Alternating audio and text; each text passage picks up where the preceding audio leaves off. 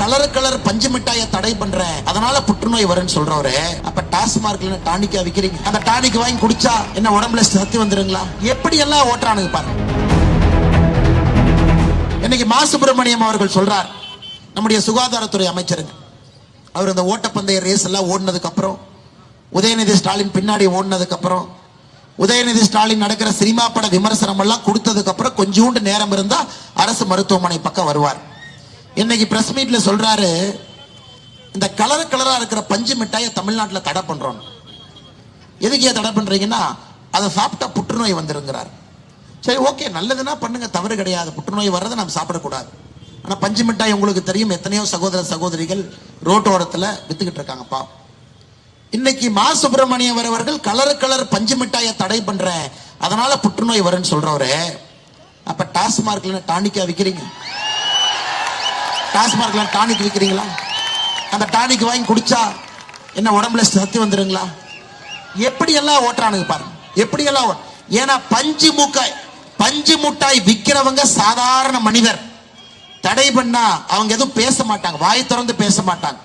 ஆனா டாஸ்மார்க்ல சாராய வைக்கிற டிஆர் பாலு சும்மா இருப்பாருங்களா? அவரு கேட்பாரு, ஏண்டா நான் 30 வருஷமா சாராய கம்பெனி நடத்திக்கிட்டு இருக்கேன், இன்னைக்கு வந்து நீ தடை பண்ணுவியா?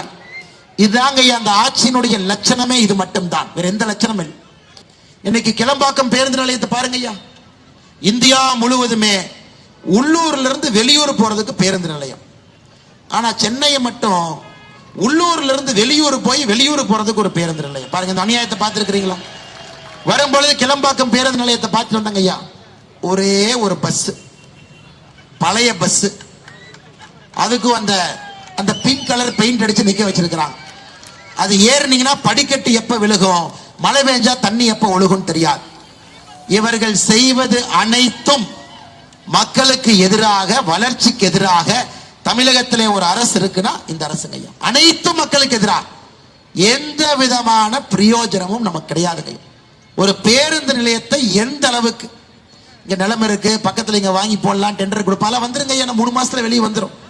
திமுக 3 மாசத்துல வந்துடும். ஏன் பேருந்து நிலையம் இங்க வந்துச்சு, கோயம்பேடு யாரு கொடுக்க போறாங்க, கட்டிங் கமிஷன் யாரெல்லாம் 3 மாசத்துல வெளியே வந்துடுறாங்க, கொண்டு வந்துடுறாங்க ஐயா. இங்கேயும் தப்பிச்செல்லாம் போக முடியாது. இவர்களுடைய நோக்கமே, இவர்களுடைய வளர்ச்சி, கோபாலபுரத்தினுடைய வளர்ச்சிக்காக மட்டும்தான் ஒரு திட்டங்களை கொண்டு வருகின்றார்களோ தவிர தமிழகத்தினுடைய வளர்ச்சிக்கு எந்த விதமான திட்டமும் கிடையாது.